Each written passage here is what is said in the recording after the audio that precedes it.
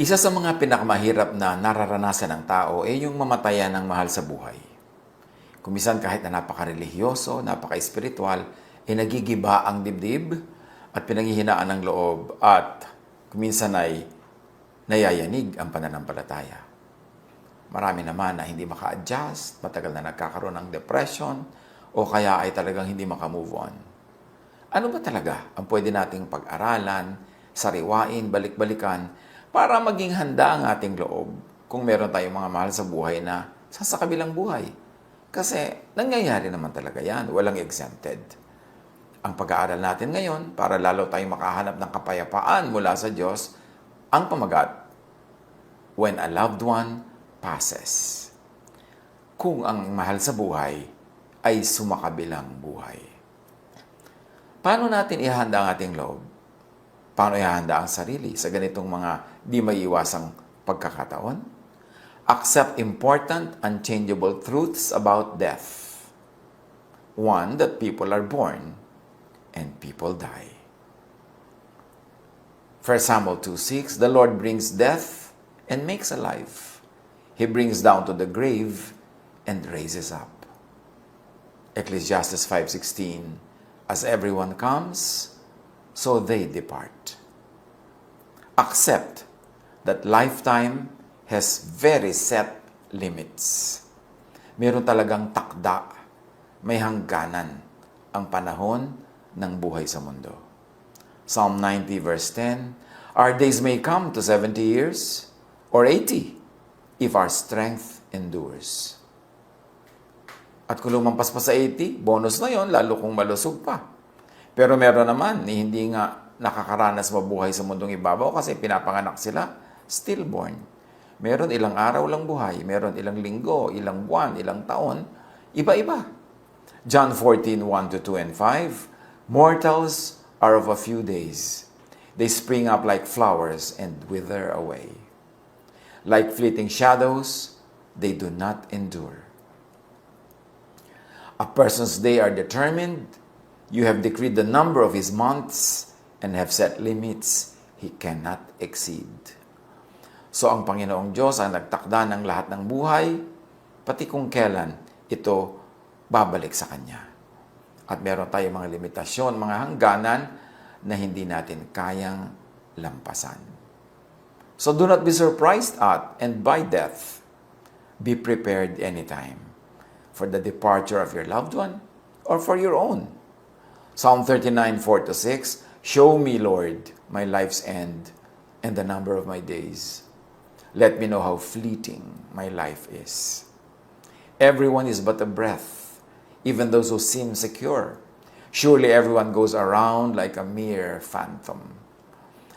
Ipakita doon sa atin ng Panginoon, malinawan natin at maliwanagan na kay iksi-iksi ng buhay, na para lang tayong hininga, na nandyan ngayon at mamaya ay wala na. At kahit yung mga parang nakatitiyak at sigurado sa kanilang buhay, wala, para lang tayong mga naglalakad na anino. Psalm 90 verse 12, teach us to number our days, that we may gain a heart of wisdom. Matuto kaming bilangin ang mga araw, o bigyan ito ng kahulugan, bigyan ito ng katuturan, dahil yan ang dapat. When a loved one passes, accept important unchangeable truths about death, like everything that happens is God's will. 1 Thessalonians 5:18, give thanks in all circumstances, for this is God's will for you in Christ Jesus. Set natural law is the divine Creator's will. Pagka umandar ang natural law, nahulog ka dahil may gravity, nabangga ka dahil merong velocity, merong mass, at nalagot ang iyong hininga dahil tumigil ang pagtibok ang iyong puso, o dahil nalaso ang iyong dugo. These are natural laws, at ito'y kalooban ng Diyos. Hindi tayo kailangang ihulog ng Diyos. Meron ng set na natural law na pagka ang center of gravity ng iyong katawan ay wala sa iyong base, you will topple. You will reach a critical angle, matutumba ka. At kung yung nabagsakan mo, hindi solid ground, kundi bangin, di lalo kang babagsak sa malayo at pwede mong ikamatay yon. Hindi ka kailangang patayin ng Diyos. Ang ibig sabihin lang noon, may natural law na siya ang naglagay, pero nagkataong hindi natin naigalang, nalampasan natin, nagkaroon ng aksidente, kaya tayo nababawian ng buhay, kumisa nang wala sa oras. Job 22:21, submit to God and be at peace with Him. Kung meron tayong mahal sa buhay na kinuha na ng Panginoon, release that person to God. Release the Spirit to God. Huwag nating hawakan at ayaw nating bitawan. Hayaan natin siyang umuwi sa Diyos na siya niyang pinanggalingan. Nauuwian din naman natin. Submit to the will of God. Huwag na natin siyang tanungin. Huwag nating pagtampuhan. Huwag nating usisain kung bakit. Submit. And then you will be at peace with God. Ecclesiastes 3:14, I know that everything God does will endure forever. Nothing can be added to it and nothing taken from it. Pag kumilos na ang divine will, pag kumilos ang natural law, we all submit kasi part tayo ng creation that is surrendered to the Creator. So ano-ano ang mga causes of death? Among many, natural phenomena, imbalance of nature, hunger, disease, infection, colonization by other life forms of the body of the departed. Yan ang mga nagiging dahilan, among many, ng kamatayan. Pero lahat yan merong natural reason, merong natural causes, at merong kapaliwanagan. Everything that happens is God's will. At kasama sa God's will, yung tinatawag ni Solomon na time and chance. Tinatawag ng iba na accident. Ecclesiastes 9:11, ito pa ang isang bagay na napansin ko sa mundong ito. Ang mabilis ay di siyang laging nananalo sa takbuhan, ni ang malakas ay laging nagwawagi sa digmaan. Ang matatalino ay di laging nakakasumpong ng kanyang mga kailangan, at di lahat ng marunong ay yumayaman. Napapansin ko rin na di lahat ng may kakayahan ay nagtatagumpay. Lahat ay dinaratnan ng malas. Sabi ng Ecclesiastes 9:11. So meron talagang minalas. Huwag natin ipagtampo. Hindi lahat merong logical reason. At sinabi ng Ecclesiastes 9:11, meron talagang minsan ay dinaratnan ng malas. Hindi natin alam kung sinong daratnan nun, kung kailan, kung paano, pero kung dumating, huwag ipagtampo sa Diyos. Bahagi yan ng law of nature, bahagi yan ng kalikasan. Yung sinasabi rin natin that everything that happens is God's will, meron namang particular, exceptional will of God. Halimbawa, magtataka ka, ang bait-bait naman, ang buti-buting tao, bakit siya pa ang namatay? Sabi ng Isaiah 57:1, the righteous perish, and no one takes it to heart. The devout are taken away, and no one understands. That the righteous are taken away to be spared from evil.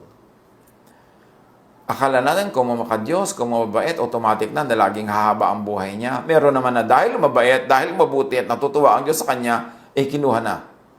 Hindi natin alam para pala siya iligtas sa isang panganib, sa isang terribling crisis na dahil hindi pa dumating at kinuha na siya, hindi natin nalaman, hindi tuloy natin na-appreciate na iniligtas lang pala ng Diyos sa mas malaking kapahamakan. Kaya siya ay kinuha. So whatever happens, when a loved one passes, surrender to God's will. Si Jesus nga nung siya ay papatayin sa krus, sabi niya sa Panginoong Ama, Luke 22:42, Jesus says, Father, if you are willing, take this cup from me, yet not my will, but yours be done. So pati nga si Jesus nag-surrender siya sa God's will. Na kung siya lang sana, sabi niya, huwag na sana muna, o huwag na. Pero sabi niya, pero yung kalooban mo, Ama, ang maganap. Kung si Jesus nag-submit sa Father's will, sino naman tayo para hindi mag-submit? Sino naman tayo para magtampo? Sino naman tayo para magdamdam, maghinanakit, magtuo sa Diyos? Proverbs 3:5-6, trust in the Lord with all your heart, and lean not on your own understanding. In all your ways, submit to Him, and He will make your path straight. In other words, surrender to God's will, be at peace with God, and He will give you peace. Like He will make your path straight. Tatahimik ang iyong loob, mapapanatag ka. Now, eliminate faulty hermeneutics from your understanding of life and God's will. Kung minsan may nagtatampo sa Diyos dahil may namatay, kasi meron siyang minisclaim na promise ng God, hindi naman pala promise. Meron siyang misunderstanding sa isang verse, hindi naman pala dapat ganun na application. At dahil ina-apply niya that way, nagtatampo tuloy siya sa Diyos. Because people can misunderstand God, misinterpret or misapply Scripture, or misappropriate God's promises. For instance, merong promise sa Exodus 20 verse 12. Honor your father and your mother, so that you may live long in the land that the Lord your God is giving you. Ang reading ng mga iba dito, basta ikaw ay magalang na anak, mabait na anak, mapagmahal na anak, automatically hahaba ang iyong buhay. Paano ngayon kung merong mabait na anak, mabuting anak, na biglang nalagutan ng hininga, na batang-bata pa at hindi pa matanda, magtatampo ngayon yung mga tao sa Diyos. Magtataka sila, bakit? Ang sabi ng Exodus 20 verse 12, kung mabait ka at ino-honor mo ang iyong magulang, automatically magiging mahaba ang iyong buhay, tapos magagalit sila sa Diyos or maghihinanakit.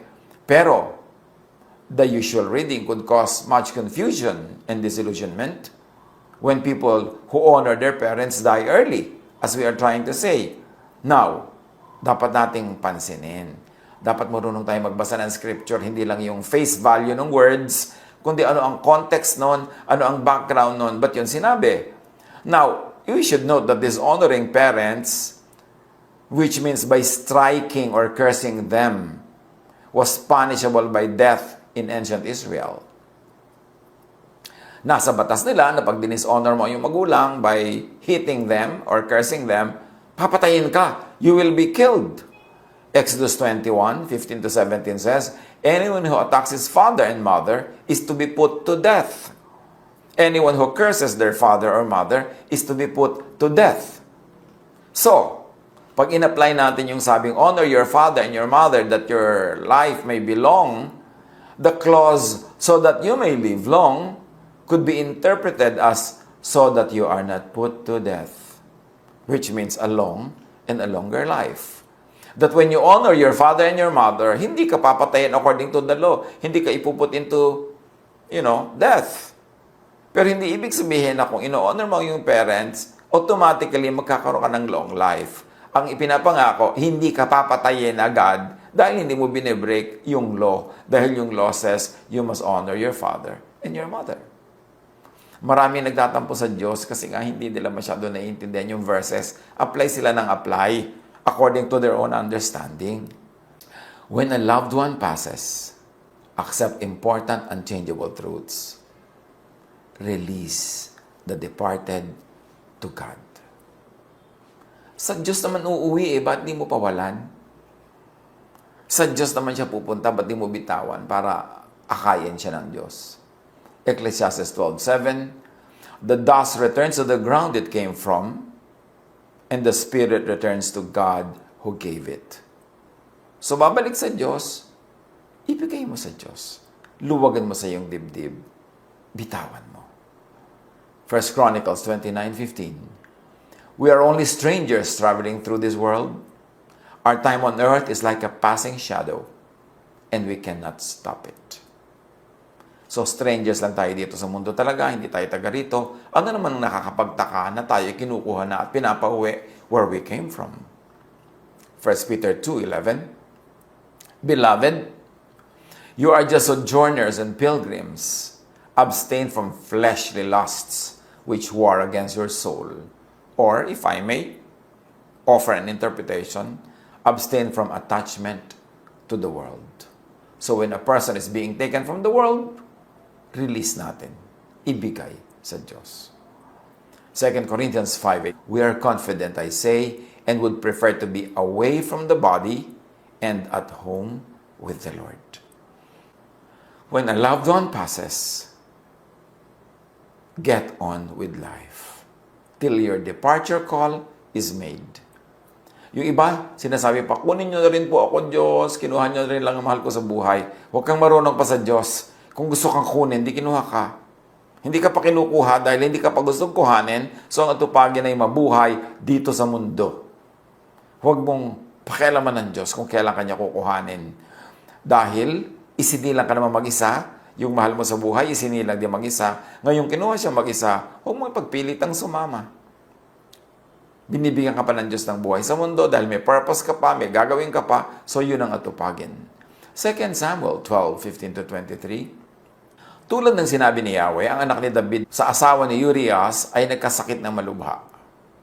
Nanalangin si David sa Diyos para gumaling ang bata. Nagdamit siya ng panluksa at nag-ayuno, at sa lupa na higa ng gabing iyon. Lumapit sa kanya ang matatandang pinuno sa palasyo at hinimok siyang bumangon, ngunit tumanggi siya. Ayaw pa rin niyang kumain. Pagkalipas ng 6 na araw, namatay ang bata.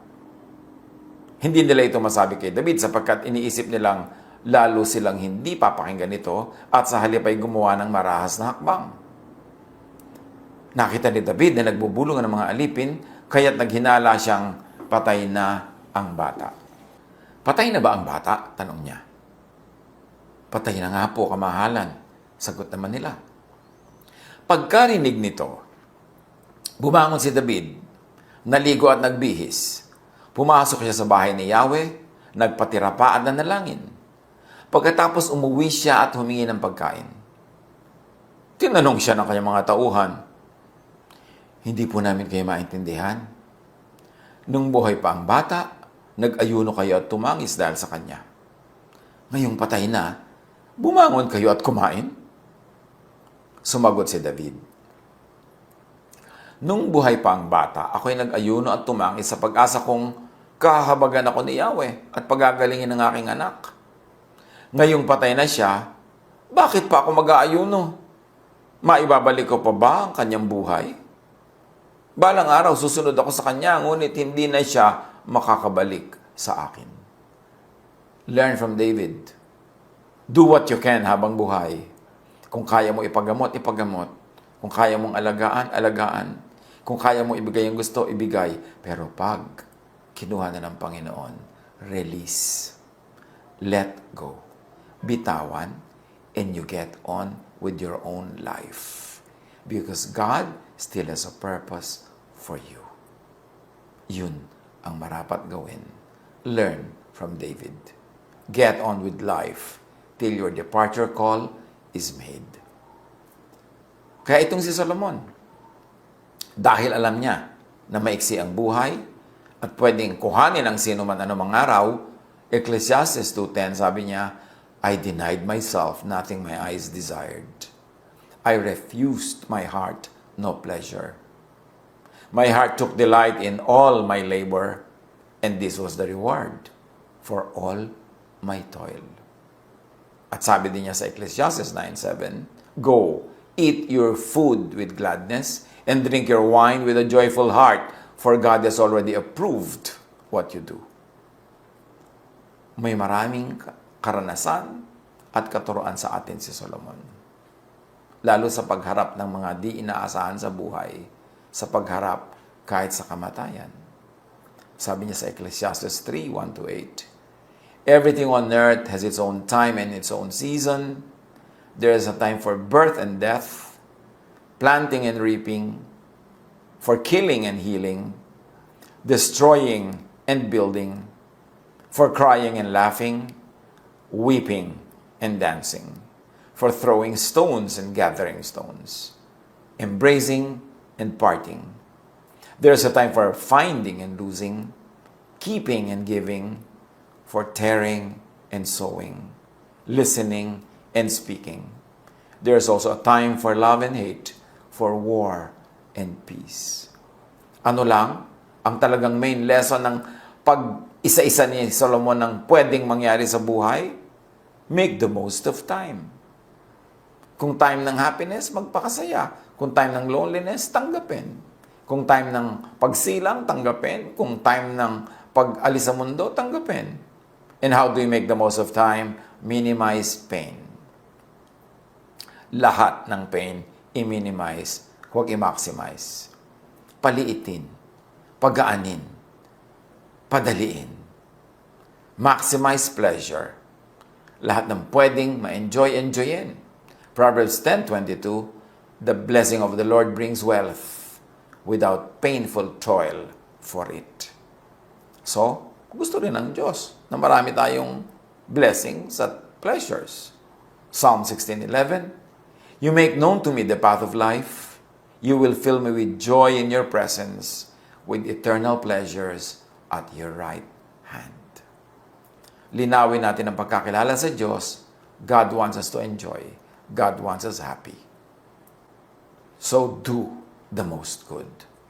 Dahil hindi natin alam kung hanggang kailan ang buhay, kung gaano kahaba, do the most good. Yang tatlong yan lang sa buhay ang ating laging tandaan. We will be able to maximize our happiness and face even the darkest nights when they come, because we will be buoyed up. We will be strengthened by the happy and beautiful days that we have experienced. Minimize pain. Maximize pleasure. Do the most good. 2 Thessalonians 3:13, never tire of doing what is good. How do you face the death of a loved one? Live life with that loved one in the best possible way. And when the time of departure comes, let go. Give love. Receive love. And you will be ready for your departure or that of your loved one. No regrets. Only anticipations of joys and pleasures in the presence of the Lord. Pagbulay-bulayan yan. Sa mga nakakaranas ngayon ng mga lungkot, depression dahil sa pagpanaw ng mga mahal sa buhay, alalahanin natin, umalis sa atin, but present in the Lord. Wala sa ating piling, pero nasa piling ng Panginoon. At totoo yung sinasabi ng iba na natapos ang kanyang hirap kung duman man sa hirap. At sa Panginoon umuwi, sa Panginoon tayo nagmula, ano naman ang dapat nating ipaghinanakit doon? Let go and get on with your life. Kasi your time, your call will come when you will also meet your Maker. Meanwhile, here on earth, do what you must do. Minimize pain. Maximize pleasure. Do the most good. And then when your time comes, meet your Maker. God bless us all.